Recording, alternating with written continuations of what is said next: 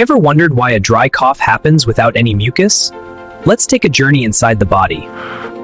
Hey, I'm feeling dry and irritated down here. Oops, I've dried out the throat lining. Irritation detected. Activating cough receptors. When the throat becomes dry or irritated, special nerves send warning signals. Signal received. Initiating cough reflex to protect the airway. This sudden burst of air is a dry cough, caused by irritation, not mucus. I'm trying to protect myself. Moisture really helps. Staying hydrated, using humid air, and avoiding irritants can help prevent dry cough.